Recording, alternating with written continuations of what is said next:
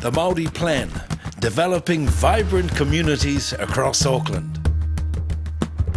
This is an expression of Whanaungatanga. Mana Whenua and Mataawaka want a city that caters for diverse Māori lifestyles and experiences. And so how do you create social cohesion, a sense of identity, a sense of wanting to be together as a people inside a modern city is a major challenge. Whanaungatanga is just simply a Māori method for trying to achieve the cohesion, a sense of unity, a sense of togetherness amongst people. Whanaungatanga can be expressed through the relationships that are developed between families and their communities. The stronger and more cohesive these relationships, the more vibrant and enriching these communities are. Kia au nei ko te whanaungatanga he mea tino nui, tēnā hotahi me taku whānau, me aku hoa, te tūtaki tangata hou anō hoki, mā te whanaungatanga ko mōhio au ki taku whakapapa, ara no hea hau ko waia hau. The Independent Māori Statutory Board conducted workshops with practitioners and experts to create Māori Advancement Action Plans. Here are some actions that develop vibrant communities across Tāmaki Makaurau.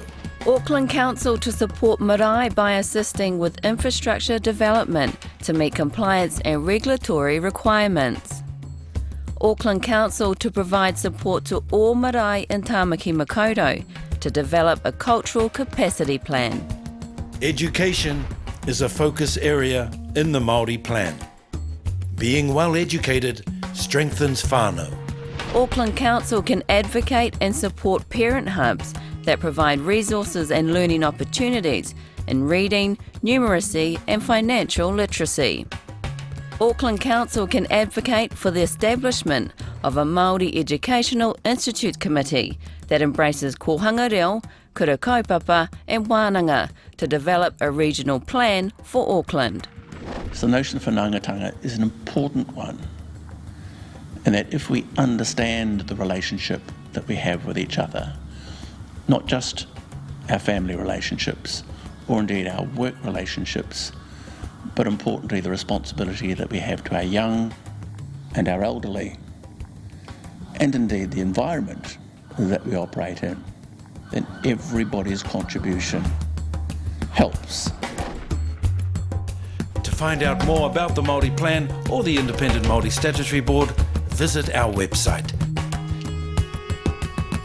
Te pai me te whairawa o Tāmaki Māori. The Māori Plan, healthy and prosperous Māori in Auckland. Tihe Māori ora.